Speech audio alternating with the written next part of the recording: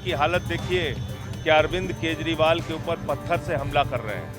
प्रवेश वर्मा के लोगों ने अभी जो जानकारी मिली, मैं अभी सभा में था, कि उनके ऊपर पत्थर से हमला किया। ये गुंडागर्दी से चुनाव जीतना चाहते हो दिल्ली का?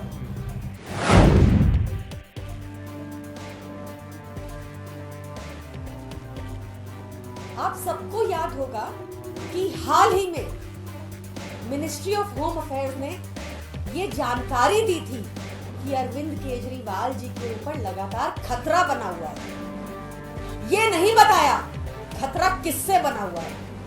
भाजपा के गुंडों ने आज फिर नई दिल्ली विधानसभा में प्रचार कर रहे अरविंद केजरीवाल जी पर पत्थर से अटैक करा।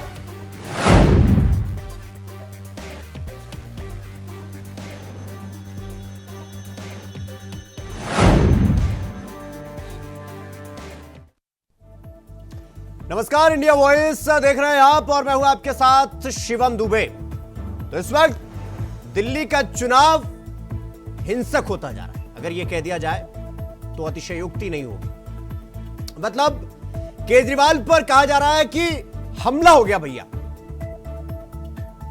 और बीजेपी अरविंद केजरीवाल से बौखलाई हुई, इसीलिए अरविंद केजरीवाल पर हमला करवाया। अब यानी कि दोनों पार्टियों, आम आदमी पार्टी और बीजेपी, अपनी अपनी डपली और अपने अपने राग। मतलब बीजेपी कह रही है कि भाई अरविंद केजरीवाल 10 साल हो गए सत्ता में काबिज हुए। अगर 3 लोगों ने उनसे सवाल पूछ लिया नौकरी को लेकर, रोजगार को लेकर, तो अरविंद केजरीवाल जो कि गाड़ी में बैठे हैं वो ड्राइवर को इशारा करते हैं कि भाई गाड़ी अब चढ़ा दिया जाए। मतलब आपको महाभारत का काल याद है आपको, जब भगवान श्री कृष्ण रथ पर विराजमान होते हैं और कहते हैं कि अर्जुन भाई गाड़ी रथ को आगे बढ़ाओ, ले चलो कुरुक्षेत्र की तरफ, और वही होता हुआ दिखाई दे रहा। चूंकि परवेश वर्मा ये कह रहे हैं कि भाई केजरीवाल के इशारे पर यह सब हुआ है, और आम आदमी पार्टी कह रही है कि नई दिल्ली में प्रचार कर रहे थे अरविंद केजरीवाल, बीजेपी के पसीने छूटे हुए, इसलिए उन्होंने अपने गुंडों से उनकी गाड़ी पर पत्थरबाजी करवाई, और इससे अरविंद केजरीवाल डरने वाले नहीं। मनोज तिवारी तो यहां तक कह रहे हैं कि अगर सवाल पूछना पत्थरबाजी है तो अरविंद केजरीवाल तैयार रहे, ऐसे हमले होते रहेंगे, सवालों के हमले। वो कह रहे हैं कि वो जो बच्चे सवाल पूछने गए थे उनको कुचलने की कोशिश की गई। अरविंद केजरीवाल किस मद में है, किस गुरूर में है, यह गुरूर है, घमंड है, जिसे इस बार दिल्ली की जनता चूर करेगी। अब पूरा मामला इधर जा रहा है, और इधर डॉक्यूमेंट्री को लेकर भी बवाल हो गया। उधर आम आदमी पार्टी की डॉक्यूमेंट्री के प्रीव्यू पर बवाल हुआ, और गोदावरी ऑडिटोरियम में रिलीज का कार्यक्रम कैंसिल कर दिया गया, क्योंकि इसी ऑडिटोरियम में रविवार को रिलीज होना प्रस्तावित था।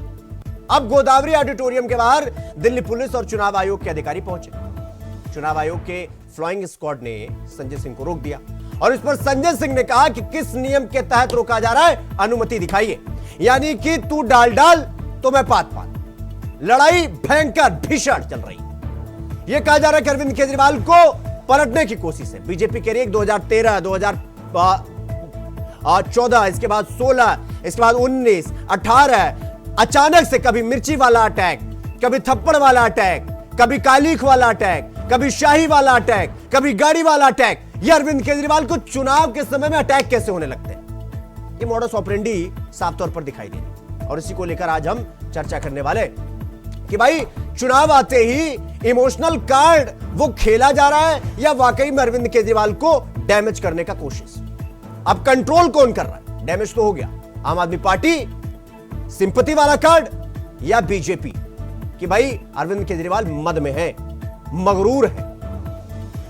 इसी को लेकर आज हम चर्चा करेंगे। चर्चा में कौन कौन से मेहमान शामिल हो और उनसे आपका परिचय करवा देंगे, लेकिन उससे पहले आपको कुछ तीखे वार पलटवार और बयान सुनवा देते हैं। सुनिए। होगा कि हाल ही में मिनिस्ट्री ऑफ होम अफेयर्स ने यह जानकारी दी थी कि अरविंद केजरीवाल जी के ऊपर लगातार खतरा बना हुआ है। यह नहीं बताया खतरा किससे बना हुआ है।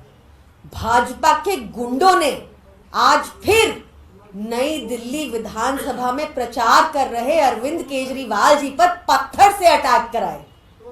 वो वीडियो सार्वजनिक तौर पे अवेलेबल है। आज तक नई दिल्ली विधानसभा में इस तरह की हरकत कभी नहीं हुई थी।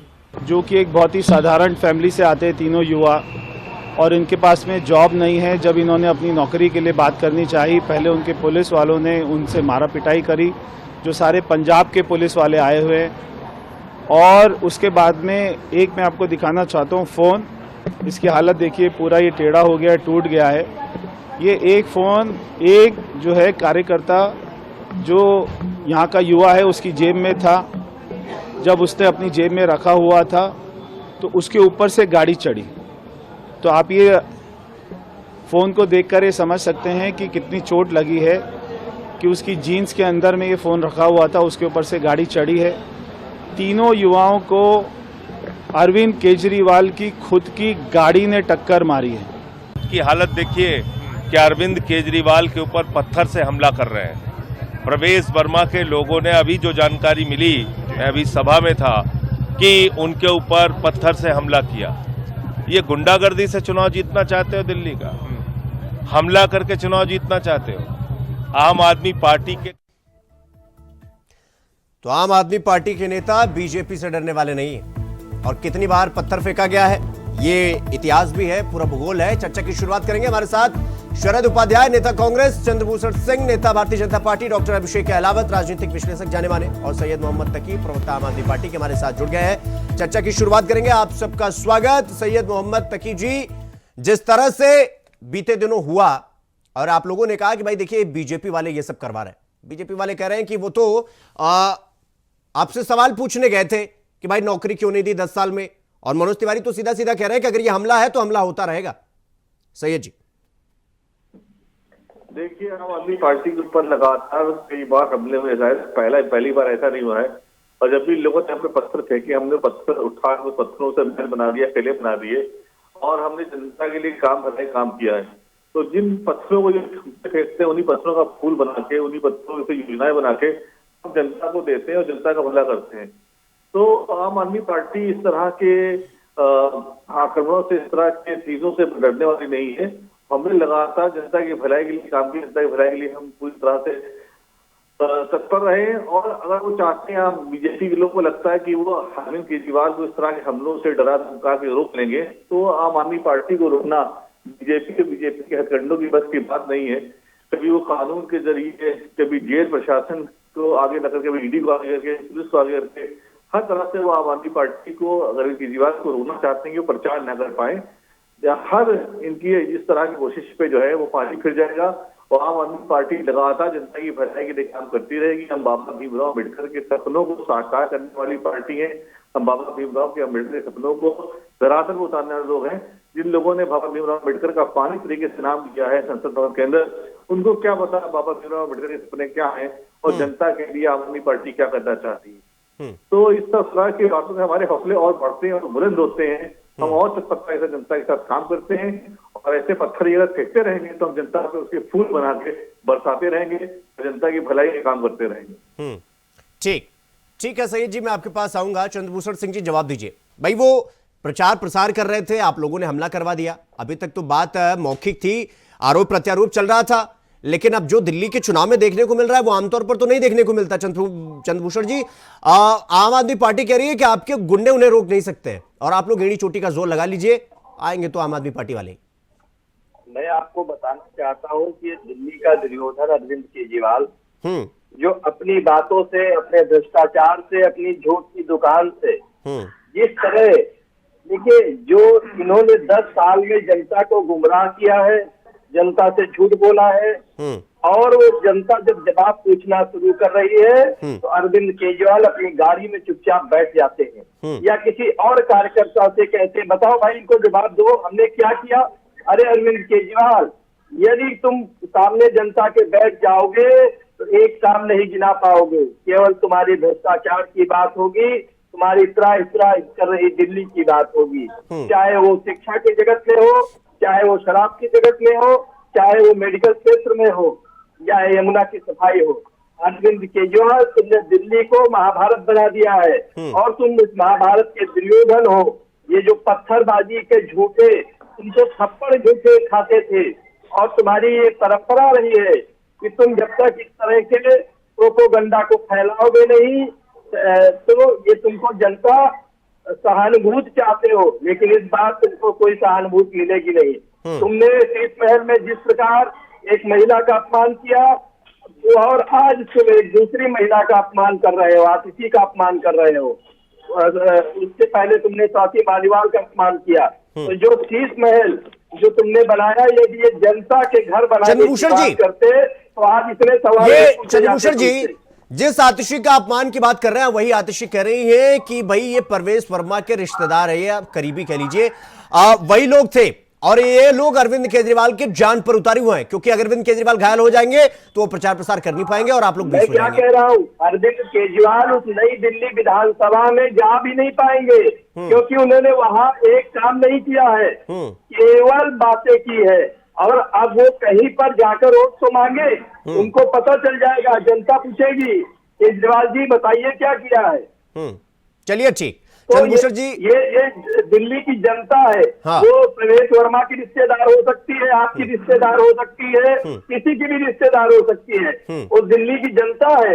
अब वो किसी को बता देना कि वो उनका रिश्तेदार है, उनके चाचा है, उनका भतीजा है, इससे केजरीवाल जी आप छूटने वाले नहीं है। चलिए ठीक है चंद्रभूषण जी, मैं आपके पास आऊंगा। शरद उपाध्याय जी, मैं आपके पास आ रहा हूं। शरद उपाध्याय जी, दिल्ली में चुनाव तो आप भी बहुत जोर शोर से लड़ रहे हैं और ये आम आदमी पार्टी के बीच में और चंद्रभूषण जी की पार्टी के बीच में जो चल रहा है, ये संघर्ष तो आप भी देख रहे होंगे। ये अरविंद केजरीवाल ये कह रहे हैं भाई बीजेपी वाले जानबूझकर चाहते हैं कि अगर हम पर अटैक कर देंगे हम डर जाएंगे, हम प्रचार प्रसार नहीं करेंगे, बीजेपी वाले 20 हो जाएंगे, लड़ाई इन दोनों के बीच में है। आपको क्या लगता है कि वाकई में ये घटना घटी या फिर ये मॉडस ऑपरेंडी जो 2013, 14, 15, 16, 18, 19 में चला आया उसका ही एक अगला प्रारूप? नमस्कार सभी को जी।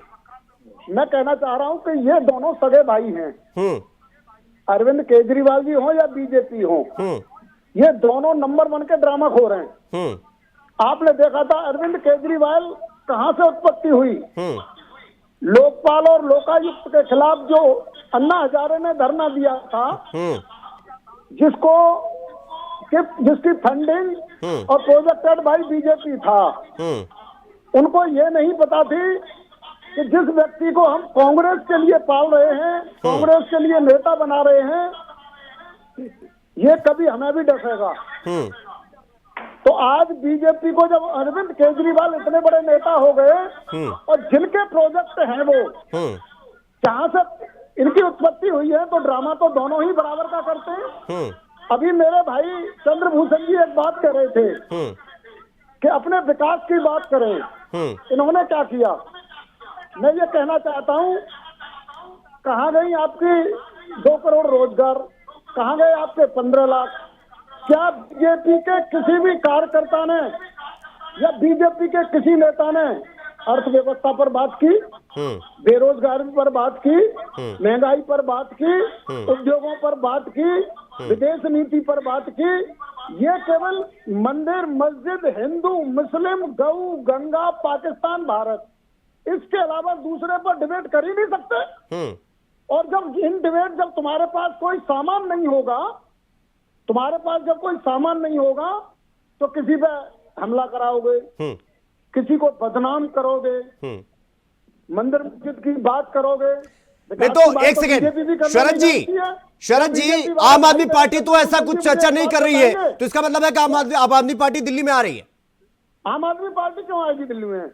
नहीं, ये तो आपने जो कहा इसको एक बात भी नहीं कर रहे ये लोग। ये तो दोनों ड्रामा खो रहे हैं ना।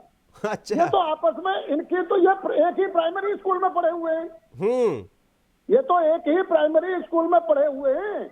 जिस तरह से उन्होंने 2 करोड़ नौकरियों का वादा किया, उसी तरह से अरविंद केजरीवाल अपने प्राइमरी स्कूल और जूनियर स्कूल का मॉडल दिखाते हैं। पुराने जो स्कूल शीला दीक्षित जी के पीरियड में बने हुए थे, शीला दीक्षित जी के समय के स्कूलों को पुताई करा करके और कलर करा करके ये उनको अपना रोल मॉडल दिखाना चाह रहे हैं। अभी राहुल जी एम्स गए थे, एम्स में क्या दुर्दशा है? क्या मेरे भाई बीजेपी के चंद्रभूषण जी ये बता सकते हैं कि क्या स्थिति है? भाई वादा करना और लड़ाई झगड़ा करना, दंगा करना। ये शरद जी, दोनों भाई भाई कह लो या हमारे एक मिनट, की भाषा में एक मिनट, एक साड़ू कह लो। शरद जी, ये क्रेडिबिलिटी का संकट तो आपके सामने भी है ना शरद जी। आप कह रहे हैं कि भाई ये दोनों एक ही प्राइवेट स्कूल के पढ़े हुए हैं, दोनों चट्टे बट्टे हैं, तो जनता पूछेगी भाई आप कहां से अलग हो गए। अभी 6 महीना पहले तक अरविंद केजरीवाल मतलब राहुल गांधी, राहुल गांधी मतलब अरविंद केजरीवाल, कांग्रेस मतलब आप मतलब कांग्रेस। तो मतलब क्राइसिस ऑफ क्रेडिबिलिटी, विश्वसनीयता का संकट तो आपके सामने है महाराज। जनता के सामने कैसे जाइएगा बताइएगा कि आज जिसका लंदन पेरिस जो बनाने का वादा किए थे वो नहीं कर पाए, आज आप गली गली और नाले नाले जा रहे हैं, आप कह रहे हैं पेरिस नहीं बना पाए। जनता पूछेगी 6 महीने साथ आप इन्हीं के साथ थे, तब नाला नहीं दिखा आपको, तब एम्स अस्पताल नहीं दिखा तब आपको। झीलों का शहर बनाना चाहते थे दिल्ली को, वो नहीं बनाया। यमुना सफाई का वादा बीजेपी ने भी किया था और यमुना सफाई के नाम पर बीजेपी हजारों करोड़ रुपए डकार गई। अरे आज गंगा सफाई के नाम पर बीजेपी हजारों करोड़ डकार गई।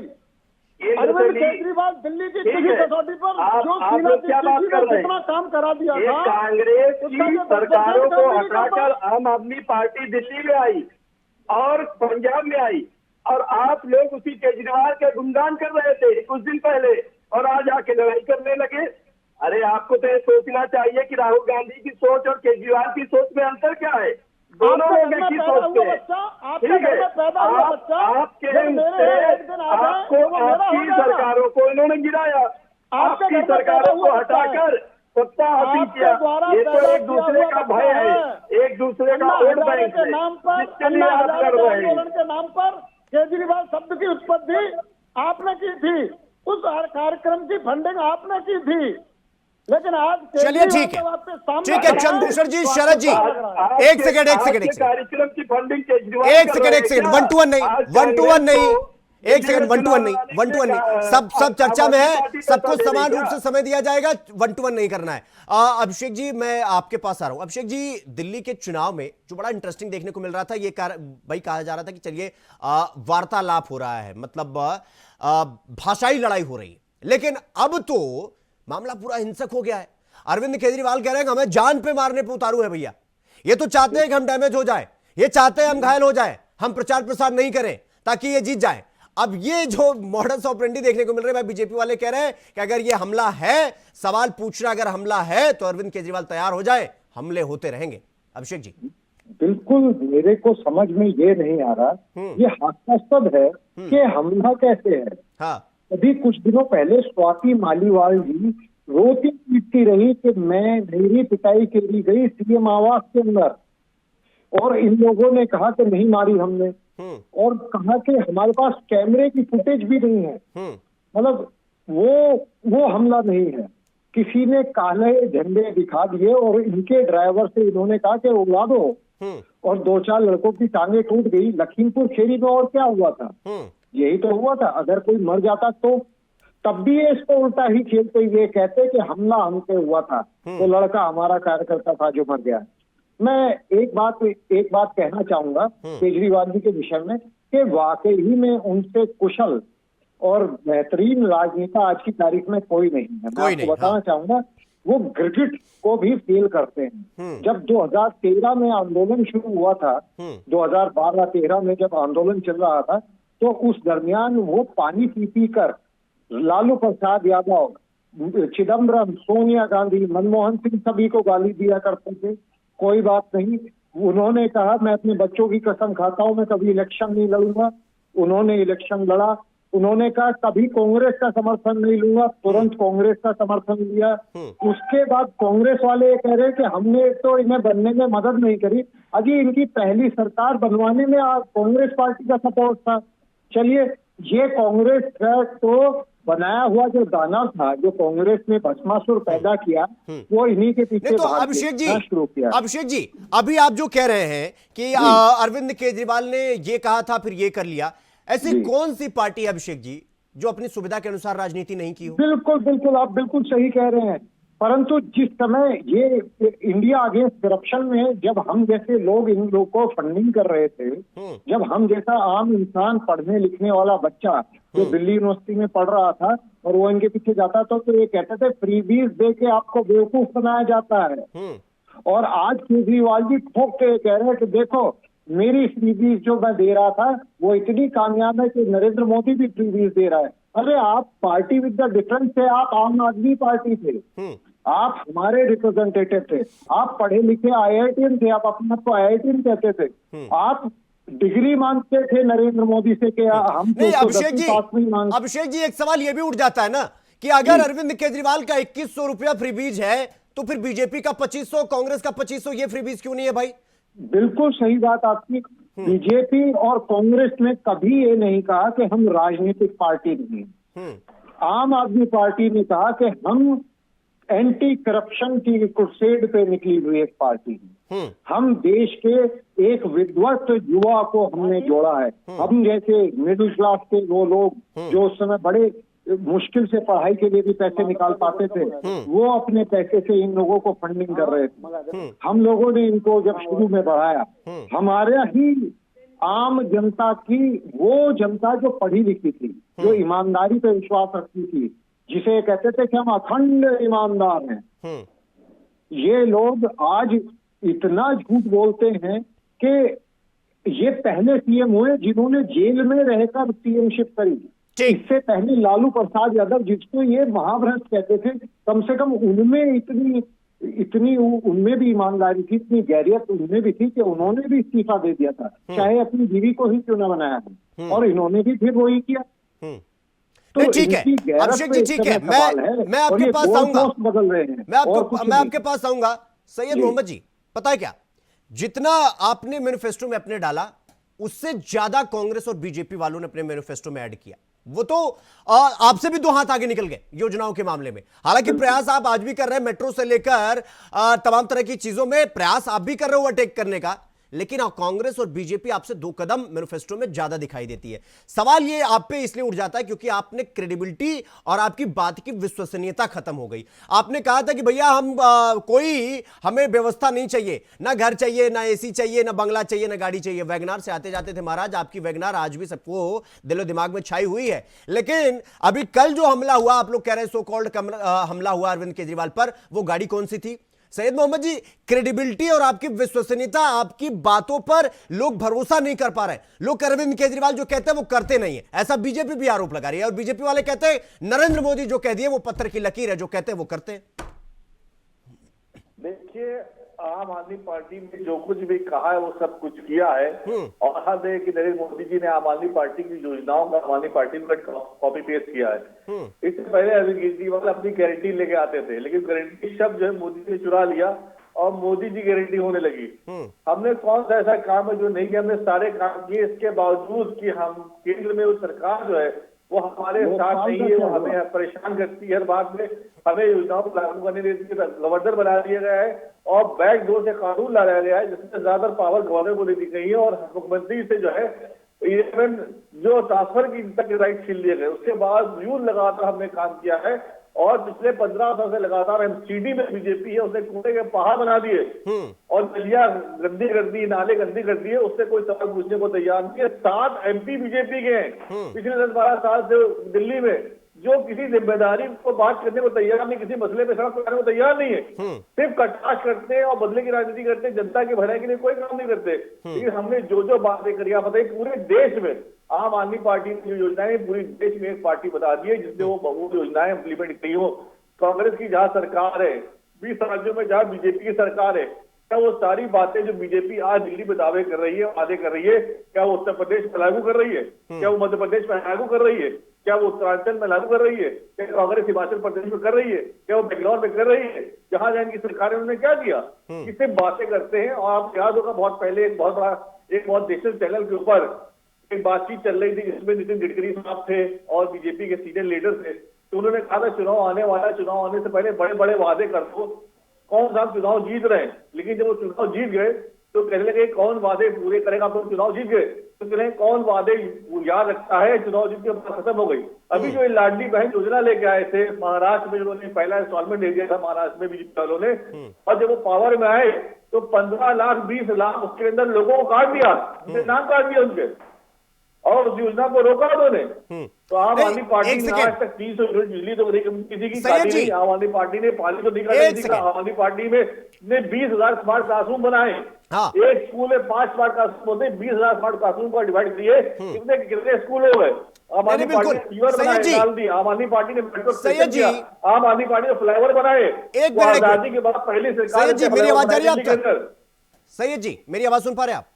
जी हाँ सैयद जी, ये जो कल पूरा ये कृत्य हुआ, पूरी घटना हुई, आप लोगों ने कहा कि भाई देखिए अरविंद केजरीवाल को डैमेज किया जा रहा है, उनको घायल करने का प्रयास है ताकि वो चुनाव प्रचार ना करें और बीजेपी जो है वो 20 हो जाए। लेकिन हम डरने वाले नहीं हैं। तो भाई हम जैसे आम जो वोटर हैं उन्होंने भाई ये किया कि ये हर बार ऐसे कैसे हो जाता है कि अरविंद केजरीवाल पर हमला हो जाता है, वो सिंपैथी वाला कार्ड थोड़ा समझने लग गए।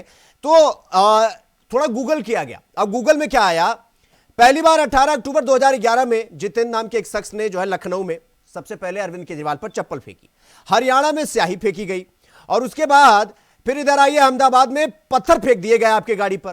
वाराणसी में चुनाव प्रचार के दौरान अरविंद केजरीवाल पर हमला हो गया 25 मार्च 2014 को। इसके बाद नीचे आइए, अन्ना के समर्थक ने थप्पड़ मार दिया था 28 मार्च 2014 को।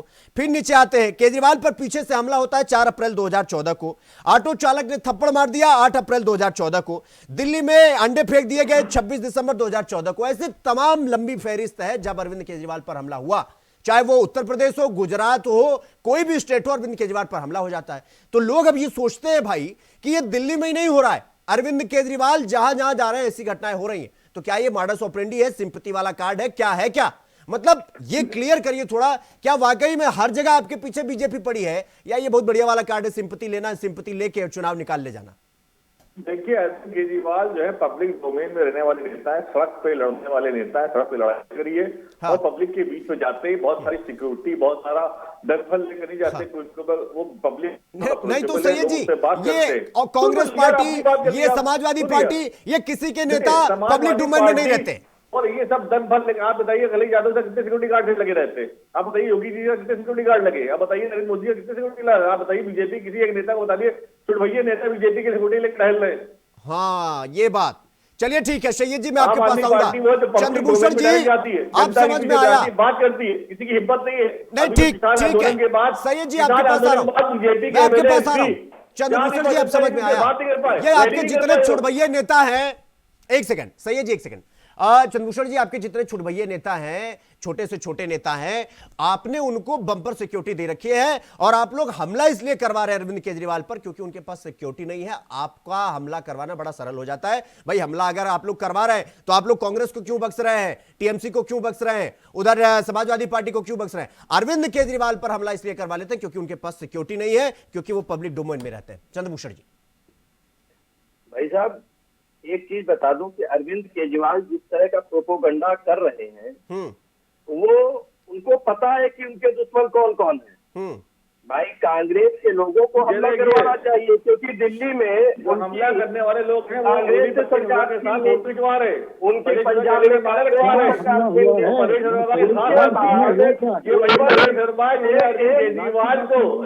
अरविंद केजरीवाल को आतंकवादी कहा था। ये वही परेश भाई उन्होंने आतंकवादी कहा था अरविंद केजरीवाल को, और ये बंदा फोटो खिंचवा रहा है साथ अप्रैल में। तो प्रदेश भाजपा के साथ इतना क्लोज होने वाला व्यक्ति हमला कर रहा है, तो इसे बीजेपी नहीं है। एक एक करके अपनी बात रखेंगे। चंद्रभूषण जी बोलिए।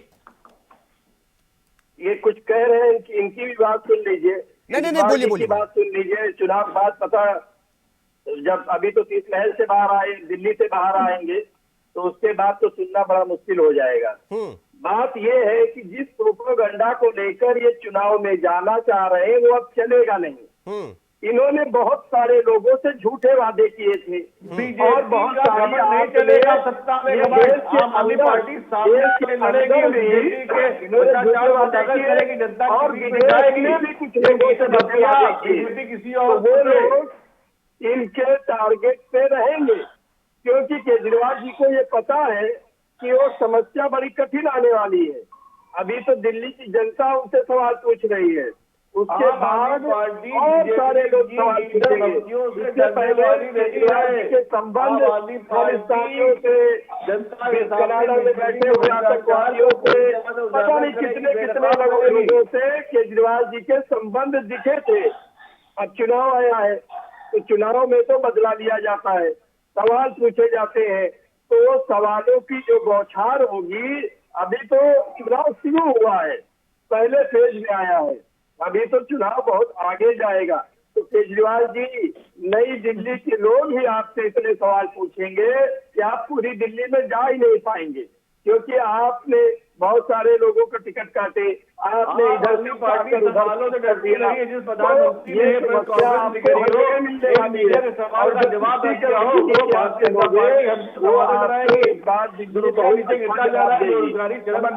बढ़ती जा रही, दंगे बढ़ते जा रहे, देश के अंदर लोगों को रोजगार मिलना नहीं रहा है, आप हमको समाधान कराएंगे। जिस पीएम ने पहले पीएम है जो 10 साल कार्यकाल में एक प्रेस कॉन्फ्रेंस नहीं करी, लेकिन मीडिया ने सवाल का जवाब दे दिया। अब मीडिया डरते यहाँ पे सवालों डरती नहीं, सवाल पूछा गया, रुपया 86 के आसपास हो गया, रुपया क्यों लगाना, कितना जा रहा है, 86 के आसपास रुपया आ गया है, एक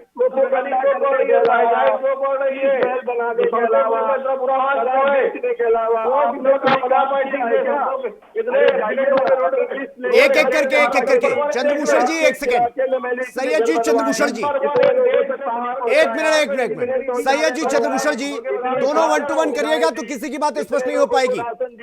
एक एक करके अपनी बात रखेंगे, एक एक करके, मेरी आप सबसे विनती है, एक एक करके बात रखेंगे। शरद उपाध्याय जी, अब मैं आपके पास आ रहा हूं। शरद उपाध्याय जी, भाई बीजेपी कहती है कि लड़ाई आम आदमी पार्टी से है हमारी, और वो दिख भी रहा है, वो सड़क पर दिख रहा है, वो बातों से हो रहा है, वो हिंसक हो गया है पूरा। और कांग्रेस ये कहती भाई हमारी लड़ाई बीजेपी से है, मतलब दोनों की लड़ाई बीजेपी से है, दोनों एक दूसरे को नकार रहे हैं, जबकि दोनों मिलकर कल तक बीजेपी से लड़ रहे थे। अब सवाल यह कि भाई लोग कह रहे हैं कांग्रेस कहां स्टैंड कर रही है, और कांग्रेस इतने मन से लड़ रही है कि एक बार राहुल गांधी जी आए और उसके बाद फिर वो जाकर वो फिर इंस्पेक्शन करने लग गए कि क्या सही है क्या गलत है। आपको लग रहा है कि आप लोग पूरे मन से चुनाव लड़ रहे हैं, और अगर लड़ रहे हैं तो कितनी सीट? मैं एक चीज पूछना चाह रहा हूं, मेरी बात एक बात समझे आप। हाँ, चंद्रभूषण जी इसलिए अटैक करवा रहे हैं केजरीवाल पर के वो उनको अपना प्रतिद्वंदी दिखाई दे रहा है, इस बात को मानते हैं ये कि ये बताएं मुझे, केजरीवाल इनका प्रतिद्वंदी है, हाँ, इसलिए केजरीवाल पर अटैक करा रहे हैं ये। इसका मतलब ये स्वीकारते हैं इस बात को कि केजरीवाल ही हमारा प्रतिद्वंदी है, और इसलिए जगह जगह ये ड्रामा करा रहे हैं। नहीं तो उपाध्याय जी, ये तो फिर आप पर आ जाता है ना कि भाई अगर ये दोनों आपस में लड़ रहे हैं तो भाई तीसरा वाला तो फायदा उठा ही लेता है, इसमें आपका फायदा कैसे? मैं तो ये नहीं समझ पा रहा हूं। इन दोनों की लड़ाई में हम चुनाव जीतेंगे। कितनी और सीटें? जितना हमने जनता को बता दिया है, हाँ, जितना शीला दीक्षित जी के मुख्यमंत्रित्व काल में दिल्ली में कार्य हुआ है, उतना कार्य ने कभी साहब सिंह, अरे शरद उपाध्याय जी, शरद उपाध्याय जी, आपको भी इतिहास भूगोल दिल्ली चुनाव का पता है। यही शीला दीक्षित को गाली दे देकर अरविंद केजरीवाल सत्ता में आए, और आप ही गोदी में उठा करके इनको इस पार करवा दिए महाराज। अब आप ही आज के लाले पड़ गए आपको। तो ये बीजेपी के साथ ही, तो बीजेपी के साथ जो लोक आयुक्त तो अन्ना हजारे वाली टीम थी, हाँ, ये उसी के तो मेंबर थे केजरीवाल जी। अरे भाई आपको अन्ना हजारे से प्रेम था ना, अन्ना हजारे बच्चे ना आपकी राजनीति दिल्ली में। तो शरद उपाध्याय जी, आपको नहीं लगता क्या कि आप लोगों ने जो ब्लंडर मारा है उसका भुगतान आप आज तक कर रहे हैं? नहीं, कुछ कमियां यदि हमारे अंदर हैं तो उसका खामियाजा हम भुगतेंगे। लेकिन मैं एक चीज कहना चाहता हूँ, हाँ, क्या मेरे भाई चंद्रभूषण जी इस बात को मानने को तैयार हैं कि हम केजरीवाल पर हमला करा रहे हैं क्योंकि केजरीवाल हमारा प्रतिद्वंदी है? चलिए ठीक है शरद जी, मैं आपके पास आऊंगा। अभिषेक जी, मैं आपके पास आ रहा हूं। अभिषेक जी, मैं तो गणित का स्टूडेंट रहा हूं, अलजेब्रा और ट्रिग्नोमेट्री हम लोग पढ़ते थे। आजकल दिल्ली में वही ट्रिग्नोमेट्री और अलजेब्रा दोनों देखने को मिल रहा है।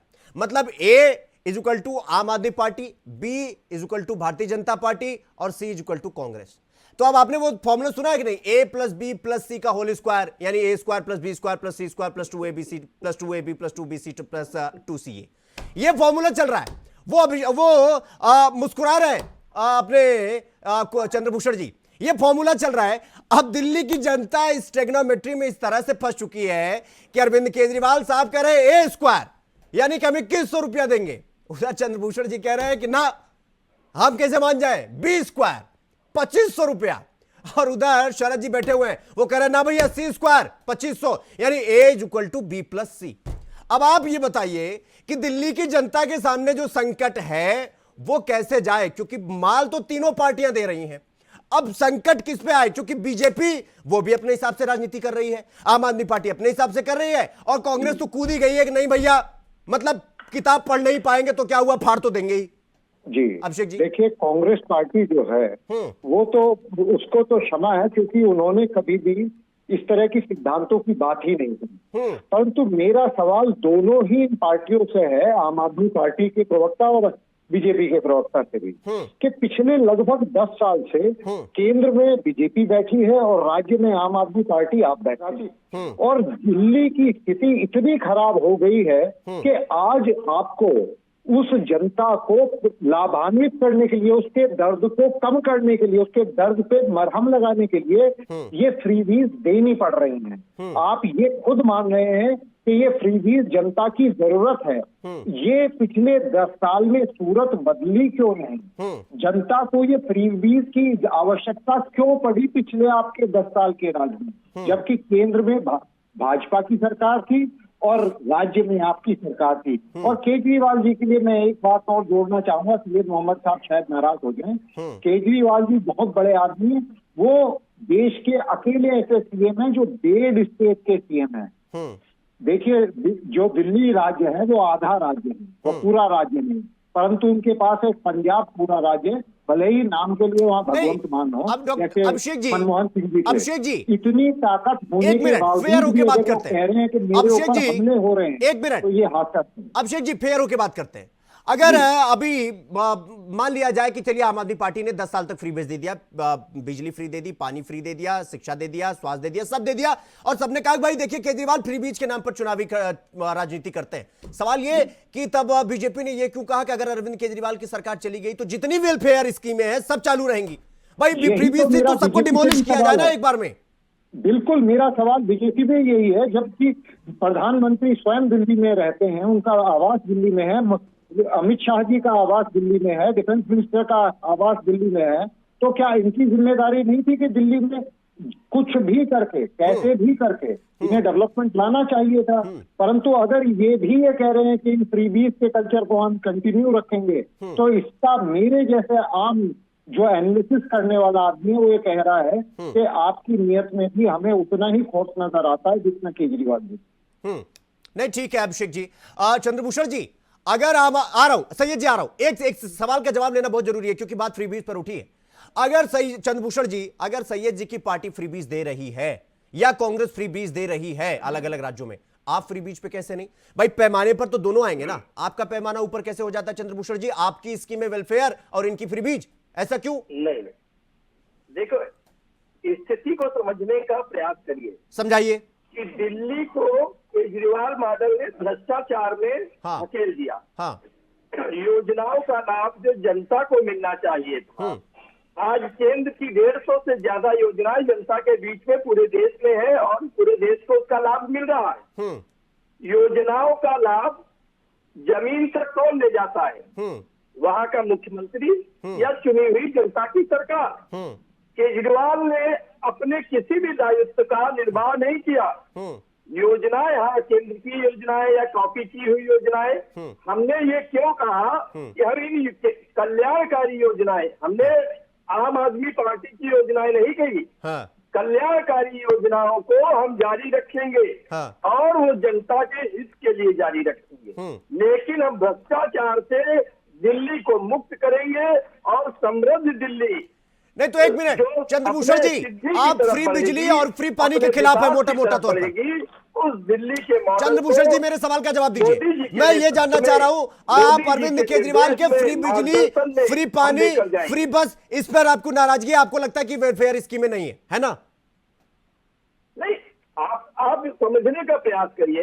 अरे आप समझाइए ना, हम वही तो पूछ रहे हैं आपसे। पानी, बिजली और फ्री बस, यही फ्री बीज है ना आपकी नजर में? आप समझिए कि दिल्ली की जो जनता है वो दिल्ली के नागरिक कौन लोग हैं? यदि उनको अटल कैंटीन से जोड़कर सस्ता खाना, कुछ लोग ऐसे हैं जो आते हैं जाते हैं अपना व्यवसाय करते हैं। अरे चंद्रभूषण जी, आपकी सेंटर में सरकार है, इसके मतलब आपकी सारी स्कीमें वेलफेयर, मतलब सैया भाई कोतवाल तो डर काहे का?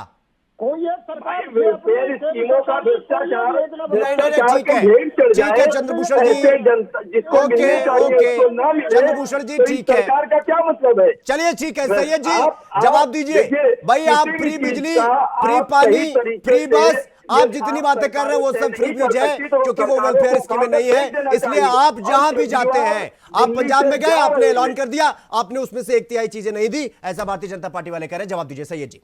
देखिए, केंद्र सरकार जो टैक्स का टेररिज्म पूरे देश में फैलाए हुए है और जनता से लगातार कई तरह से टैक्स ले रही है, जिसमें आपका डायरेक्ट टैक्स है, इनडायरेक्ट टैक्स है, जीएसटी है, हाउस टैक्स है, सीवर टैक्स है, वाटर टैक्स है, टोल टैक्स है, प्रॉपर्टी टैक्स है, जीएसटी के जरिए टैक्स ले रहे, किसी चीज को नहीं।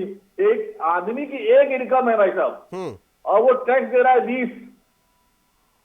तो जब जनता को इतना टैक्स का टेररिज्म, इतना टैक्स टूटा जा रहा है, तो जनता भलाई काम ना करे, जनता बेचारी सर्वाइव ना कर पाए। आज देखिए, महंगाई का आदमी 3 साल पहले 1 लाख रुपए आज उस महंगाई की जगह जो दिया जा रहा है 40,000 रुपए हुई। टैक्स के तरफ व्यक्ति को देखा है, जो ये उसी का पैसा है। मतलब जब हम टैक्स कलेक्शन ले रहे हैं, टैक्स ले रहे हैं, कितना रेवेन्यू कमा रहे हैं, सबसे ज्यादा दुनिया में टैक्स कमाने वाला देश भारत है उन देशों में। तो हम जनता को कुछ ना दें और अदानी अंबानी को लाखों रुपए का टैक्स माफ कर दे। कौन है अदानी अंबानी? इस देश का मालिक जनता है, जनता जनार्दन है। और इनके बीजेपी की कुपोषित लोग गए थे वहां याचिका दायर करने के लिए सुप्रीम कोर्ट ने डांट दिया इनको कि हमें सोशल वेलफेयर स्टेट है, हमें जनता के लिए काम करना है। बस 10 सेकंड इनका काम है सवाल उठा। ये इनकी योजना के बाद जब चुनाव आने वाला होता है, जब चुनाव आने वाला होता है, किसानों को पैसे डाल देते हैं, तो चुनाव आने वाला होता है, कोई नई योजना बना देते हैं, भले इंप्लीमेंट कर। बीजेपी इतनी योजना है वो चुनाव से प्रभावित है, उनका चुनाव को रोज से चला रहता है हर चुनाव में। हमने जो चुनाव योजनाएं दी है वो जन कल्याणकारी है, उससे पब्लिक इंफ्रास्ट्रक्चर सही से यूज हुआ है, जनता का भला हुआ, जनता की सेविंग बढ़ी है। और दिल्ली की इकोनॉमी लगातार आगे ग्रो करी है, जितनी ग्रो कर रही थी उससे तेजी से ग्रो करी है आम आदमी पार्टी कार्यकाल में। जहां दुनिया भर की इकोनॉमी नीचे चली गई और देश की अर्थव्यवस्था नीचे चली गई, दिल्ली की इकोनॉमी, दिल्ली के पर कैपिटा इनकम लगातार बढ़ी और ज्यादा तेजी से बढ़ी है। हमने जनता का पैसा बचाया है और जनता को जो पैसा बचाया है खर्च किया है। जी ठीक है, शरद साहब कुछ कहना चाह रहे हैं, शरद साहब जल्दी से। और अगर इनकी दोनों की फ्री बीज तो आप अलग कैसे हो गए भैया? मैं ये पूछना चाहता हूँ, अपने भाजपा के प्रवक्ता चंद्रभूषण जी से मेरा निवेदन है कि उन्होंने जो दिल्ली में योजनाएं लागू करने का जो वादे किए हैं जनता से, इनके वादों को पहले इनके अमित शाह बोल चुके हैं कि ये तो चुनावों की जुमलेबाजी होती है। ये मुझे ये बताएं कि जिन स्टेटों में सरकार है, क्या वो योजनाएं इनकी उन स्टेटों में चल रही है? इनसे जरा पूछवाएं। ये मुझे इतना बता दे केवल कि इनकी उन स्टेटों में मध्य प्रदेश है, राजस्थान है, छत्तीसगढ़ है, उत्तराखंड है, उत्तर प्रदेश है, इनकी कौन सी योजनाएं इन स्टेटों में चल रही हैं? आपकी जितनी योजनाएं थी आपकी राज्यों में चल रही है क्या शरद जी? हमारी जो भी योजनाएं हमारे राज्यों में चल रही है, कहीं भी जाकर के पता कर लो। हमने पेंशन का वादा किया था, तो हमारे कर्नाटक में पेंशन चल रही है। आप देख लो, हिमाचल में पेंशन की योजना लागू हो चुकी है। हमने कहा था कि किसानों का कर्ज माफ करेंगे, तो हमने किसानों का कर्ज माफ किया मनमोहन सिंह जी की सरकार में। लेकिन किसानों के कर्ज की माफ करने वाली, वादा करने वाली सरकार उद्योगपतियों का कर्ज तो माफ कर सकती है, लेकिन किसानों के लिए उनके पास सिर्फ कांटे और गोलियां हैं। चलिए चंद्रभूषण जी जवाब दीजिए जल्दी से, उसके बाद मैं अभिषेक जी के पास जाऊंगा जल्दी से। कांग्रेस की बेफजूली, इनकी सरकार न कर्नाटक में कुछ दे पा रही है और न हिमाचल में त्राहिमाम कर रही है। वहां पर इन्होंने जो जुमलेबाजी की थी, वो जुमलेबाजी इनको इतनी बुरी पड़ी है कि इनको अपने वहाँ अधिकारियों को पैसे देने के लिए नहीं है। तो ये हमको ना समझाए। और भारतीय जनता पार्टी ने जितने भी अपने घोषणा पत्र में वादे किए हैं, उनमें 500% हमने अपने घोषणा पत्र 98% पूरे किए हैं। ठीक है, ये रिकॉर्ड है, हमारा रिकॉर्ड निकाल कर देख ले शरद उपाध्याय जी कि भारतीय जनता पार्टी ने जो अपने घोषणा पत्र में लिख दिया है उसको पूर्ण किया है। और हम वो पार्टी है और मोदी जी के विश्वास में ये मुमकिन हुआ है कि हमने जो घोषणा की है वो पूर्ण किया है। और आप उसको नहीं कर पाएंगे। एक वादा बता दो जो आपने पूरा किया हो। मेरा चैलेंज है, मैं राजनीति करना छोड़ दूंगा। मैं आप राजनीति नहीं, 98% की बात कर रहा हूँ मैं। एक योजना उठा लीजिए, यूपीए 2 गवर्नमेंट की जो योजना आप से अलग देख आपकी लीजिए एक कोई योजना लागू नहीं हो। 12 वर्षों से हमारी आप सरकार नौकरी खा गए, अटल बिहारी वाजपेयी जी पेंशन खा गए, आप रोजगार खा गए। कोई नहीं, एक सेकंड चंद्रभूषण जी, शरद जी एक सेकंड, अभिषेक जी कुछ कहना चाह रहे हैं। प्रधानमंत्री जी ने कहा था शरद जी, मैं आज आपसे बड़ा ही मतलब आपकी इस बात से मैं बड़ा ही अच्छा लगा। शरद जी सुनिए तो, कांग्रेस जो है अपनी इंडी अलायंस को छोड़ नहीं रही है, चाहे कुछ भी हो जाए। वो यहाँ पे दिल्ली में कांग्रेस जो है पूरी तरीके से आपके आज के व्यवहार से लगा कि केवल सारे प्रश्न बीजेपी की तरफ हैं। आम आदमी पार्टी को आप जिताना चाह रहे हैं, और आपके व्यवहार से भी लगता है। सुखबीर मूसेवाला जिसकी सुरक्षा हटा दी थी, आपका नेता था बहुत बड़ा पंजाब का, और अगले ही दिन उसको मार दिया गया था, और उसके ऊपर कांग्रेस में कभी चर्चा ही नहीं हुई। जिसे कहते हैं ना हमला, चुनावी हिंसा, जिसे आज एक हमारे जो आम आदमी के साथी कह रहे हैं कि बहुत बड़ा हमला हो गया है, इस तरह का तो होता रहता है। परंतु एक बात मैं पूछना चाहता हूं कांग्रेस के अपने साथी से कि क्या आपने पूरी तरह सरेंडर कर दिया है दिल्ली प्रदेश को आम आदमी पार्टी के फेवर में? हमने कोई सरेंडर नहीं किया आम आदमी के लिए। हम डंके की चोट पर चुनाव लड़ रहे हैं, लेकिन हमारे कुछ मीडिया सवालों से ऐसा नहीं लग रहा है। मीडिया के साथी कांग्रेस को डाउन करना चाहते हैं कि कांग्रेस ने सरेंडर कर दिया ये बोल के, क्योंकि एक वो मिनट मोदी मीडिया है। शरद जी, ठीक है, मोदी मीडिया ने ठीक है मैं कांग्रेस को डाउन करेंगे, बीजेपी को बढ़ाएगी। पूछना चाहिए, आप राहुल गांधी को केजरीवाल के पास जाना चाहिए। अरे केजरीवाल, तुम इंडी गठबंधन में मेरे साथी थे, तुमने दिल्ली की क्या दुर्दशा कर दी? बताओ भाई, क्यों ऐसा किया तुमने? शीला दीक्षित जी को गरिया के इसी तरह से जाना चाहिए। चंद्रभूषण जी, जिनको हम मोदी जी बैठ के चाय पी रहे थे, एक मिनट देखिए, एक मिनट, इस आरोप से चंद्रभूषण जी आप भी नहीं बच पाइएगा। कल तक नीतीश कुमार को क्या क्या कहते थे आप लोग, सारे दरवाजे बंद, और उसके बाद फिर गले लगा लिया। चंद्रभूषण जी ये क्रेडिबिलिटी नहीं होती है, क्रेडिबिलिटी ये होती नहीं है। नहीं ठीक है, कोई बात नहीं, चंद्रभूषण जी छोड़ देते हैं, इसमें सब पार्टियां है ना, हम में सब नंगे हैं साहब। नहीं जाकर केजरीवाल से एक करके सवाल पूछे। नहीं बिल्कुल चंद्रभूषण जी, फिर सवाल पूछ दूंगा, बिहार में क्या किया आपने, कश्मीर में पीडीपी के साथ क्या किया आपने, फिर सवाल पूछ दूंगा, फिर दिक्कत हो जाएगी। चलिए ठीक है चंद्रभूषण जी, मैं आपके पास आऊंगा। सैयद मोहम्मद साहब, मैं आपके पास आ रहा हूं।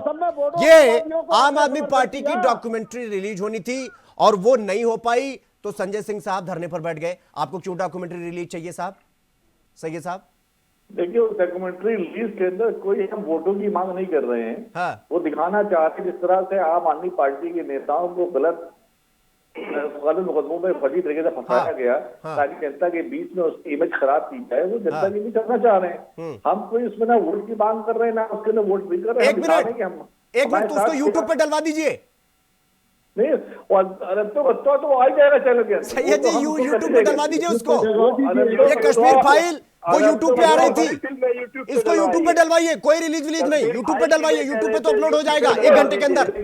अरे तो बता दो, जब पब्लिक डोमेन में जाएगा, पब्लिक भी जाएगा। अरे मैं कह रहा हूँ सैयद साहब, केजरीवाल साहब का फंडा है कि अगर कोई मूवी किसी पार्टी के लिए आए तो यूट्यूब पे डाल दो, सब लोग देख लेंगे, प्रचार प्रसार करने की जरूरत ही नहीं है। तो ये तो डॉक्यूमेंट्री है महाराज, यूट्यूब पे डाल दो।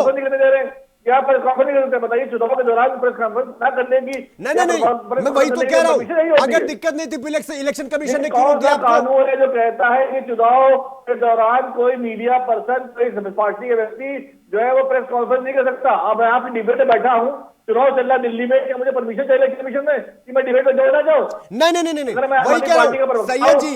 देखिए, किसी भी ऑडिटोरियम में, अब जैसे गोदावरी ऑडिटोरियम में होना था, रिलीज होना था, वहां क्यों जा रहे हैं? वहां चुनाव आयोग पकड़ लेगा, दिक्कत हो जाएगी। आपको तो अपनी बात पहुंचानी है ना। यूट्यूब तो सबके पास आज के जमाने में, सब यूट्यूब पे डालिए, सब लोग भैया पत्तल के सामने आ जाएगा। ओह माय गॉड, केजरीवाल कितना बढ़िया काम कर रहे हैं। तो इसमें करेंगे और हम किसी से डरते नहीं, और बीजेपी डरा चाहती है, बीजेपी को डर रही है। अब बताइए इसमें बीजेपी कहां गई? डॉक्यूमेंट्री आपकी, गाइडलाइन चुनाव आयोग की, मामला बीजेपी के द्वारा संचालित चुनाव आयोग के अधिकारी बीजेपी के वो पसंद बन गए, बीजेपी की आदत बन गए। यही कांग्रेस के सैयद मित्र है जी केजरीवाल। यूट्यूब याद आया, आप सबको याद आ रहा है कि भैया यूट्यूब पे डाल दो, फटाफट सब देख लेंगे डॉक्यूमेंट्री। अभी कुछ दिन पहले निर्वाचन अधिकारी जिलाधिकारी बीजेपी ने कंपेनिंग करने लगे चुनाव में, चुनाव इस तरह जो हो जाएगा देश के अंदर। कर रहा है। एक मिनट सैयद जी, मेरा सवाल ये था कि भैया चुनाव आयोग फिर आपको क्यों रोक दिया? वो तो ऑटोनोमस बॉडी है, उसका बीजेपी से क्या लेने देना? उसको भाई हम जो काम करेंगे डंके की चोट पे करेंगे, लीगली करेंगे। अरे डंके की चोट पर करिए, अरविंद केजरीवाल जी से कहिए एक ट्वीट करें और ये कह दें भैया देखिए जो आम आदमी पार्टी की डॉक्यूमेंट्री है वो यूट्यूब पर आ चुकी है, सब लोग जाएं सब्सक्राइब करें, लाइक करें, जो भी करना होता है वो कर ले। इस इतना हुआ हंगामा करने की क्या जरूरत है? संजय सिंह आपके सांसद सीढ़ी पर बैठ गए कि नहीं हमें तो पूरा रिलीज करवाना है बकायदा। अरे बीजेपी यूट्यूब पे बैन लगाने में तैयार है, यूट्यूब पे उसने किया डॉक्यूमेंट्री, बीबीसी की आई दिखा दो उसने कहा चलने यूट्यूब पे बस। तो बीबीसी की डॉक्यूमेंट्री आई थी डंकों पे लेके गुजरात के, वो कहा बीजेपी चलने थी, वो यूट्यूब पे डाल दी उन्होंने। नहीं ठीक है शरद उपाध्याय जी, अगर भाई आज आम आदमी पार्टी का डॉक्यूमेंट्री आना था वो आ नहीं पाया, तो आपको क्या लगता है? ये संजय सिंह से कह रहे हैं कि भाई चुनाव आयोग और बीजेपी वाले एक है, आपको लगता है कि रिलीज होना चाहिए था बकायदा ऑडिटोरियम में? ऑडिटोरियम में रिलीज हो जाए, हमें कोई आपत्ति नहीं। हाँ। चुनाव आयोग बीजेपी के अधीन है, चुनाव आयोग अपना पूरा काम कहाँ कर रहा है? आप ये बताइए कि बीजेपी अपने लिफाफे में कैसे रुपए बांट रही है? ये लोकसभा कार्यकर्ताओं को बुलाने के लिए 2-3 हजार रुपए दे रही है, तो चुनाव आयोग नहीं पकड़ता है। परेश शर्मा गिरफ्तार हुए, परेश शर्मा पे कोई पाबंदी लगी? इंडिया के जिला पंचायत के चुनाव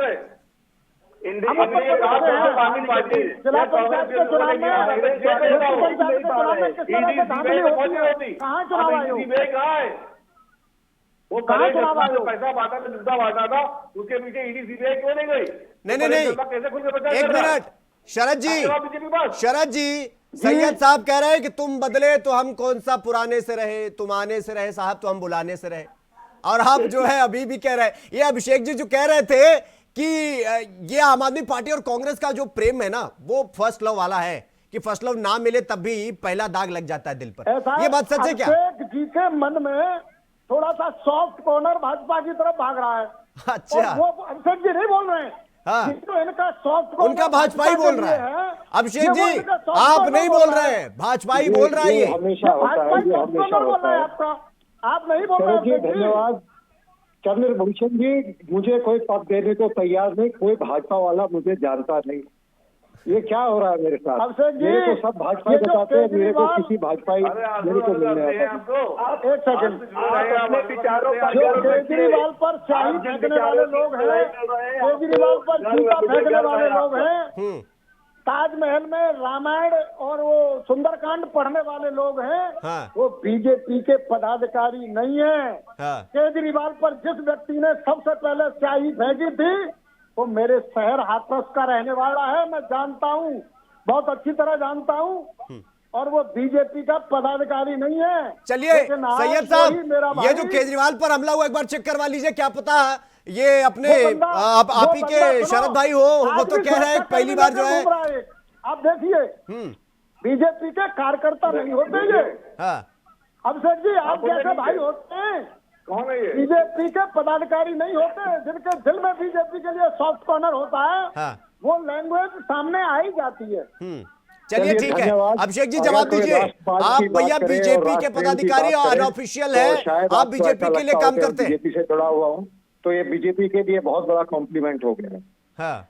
आप बीजेपी से जुड़े हुए हैं, उसमें क्या बात है? तो मतलब ठीक है, चलिए चंद्रभूषण जी फटाफट जवाब दीजिए।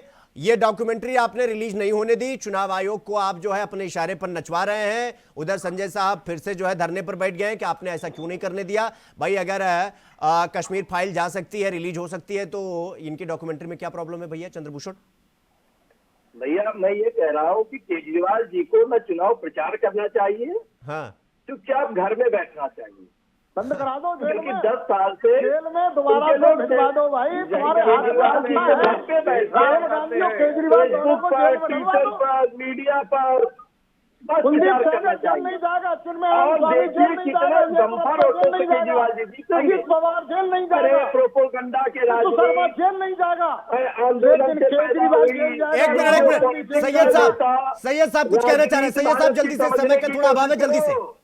देखिए, दिल्ली के चुनाव का इतना सा फसाना है कि बीजेपी सोच रही है 29 बार 8 सीटें आ जाए, पिछली दफा की 20 सीटें ना आए। कांग्रेस खाता खोलना चाह रही है, तो जीरो से आगे बढ़ जाए, केजरीवाल 30 बार सीएम बनने जा रहे हैं। और ये सैयद साहब, आपकी कितनी सीटें आ रही है इस बार? और ये जो यही इतना फसाना सा है। इतना अपने किए हुए कामों की फिल्म रिलीज करते हैं। एक मिनट चंद्रभूषण जी, एक मिनट। अब देखिए, समय एक मिनट का मेरे पास, फटाफट। सैयद साहब, दिल्ली में कितनी सीटें? दिल्ली में आम आदमी पार्टी 70 में 70 सीटें जीत रही है। 70 में 70। चलिए शरद साहब, आपकी बारी, कितनी सीटें आ रही है भाई? पूर्ण बहुमत के साथ सरकार बनाएंगे। चलिए 70 दूना 140 सीट। चंद्रभूषण जी, कितनी सीटें? चुनाव आयोग की तरफ उसको बोलने का वो मत करिए, और जो चुनाव आयोग कर रहा है वो सब बहुत बढ़िया काम कर रहा है। नहीं, बहुत बढ़िया काम कर रहा है। चंद्रभूषण जी, कितनी सीटें दिल्ली में? चंडीगढ़ के मेयर चुनाव में भी चुनाव आयोग ने बहुत अच्छा काम किया था। चंद्रभूषण जी, दिल्ली में कितनी सीटें आ रही है आपकी? इस बार जो दिल्ली में भी चंडीगढ़ दिखाई दे रहा है तो बहुत वो अच्छे। कांग्रेसियों के चश्मे से मत देखिएगा, क्योंकि ये कांग्रेस के चश्मे से नहीं देख रहा हूं, मैं चंडीगढ़ के चुनाव यमुना जी में नहाना चाहता मीडिया के है चश्मे से और देख रहा हूं। गंगा जी में नहाना चाहता है। अरे यमुना जी छोड़िए महाराज, अभी प्रयागराज जाइए, त्रिवेणी, वहां स्नान करिए आप लोग। चलिए ठीक है, समय का थोड़ा अभाव है, चर्चा यही रोकनी पड़ेगी। आप सबका बहुत बहुत धन्यवाद। चंद्रभूषण जी आपका भी, अभिषेक जी आपका भी, सैयद जी आपका भी, शरद जी आपका भी बहुत बहुत धन्यवाद चर्चा में समय देने के लिए, शामिल होने के लिए। तो ये लड़ाई देख रहे हैं आप, सब यही खेला चल रहा है, और ये सब दिल्ली चुनाव के परिप्रेक्ष्य में किया जा रहा है। मतलब तू डाल तुम्हें पात, अपनी अपनी डपली और अपने अपने राग। और अब ये लड़ाई आगे और कितनी भीषण और विध्वंस होगी, ये तो आने वाला वक्त बताएगा। फिलहाल चर्चा में इतना ही। देश और दुनिया की तमाम खबरों को देखने के लिए देखते रहिए वॉइस। मुझे दीजिए इजाजत, नमस्कार।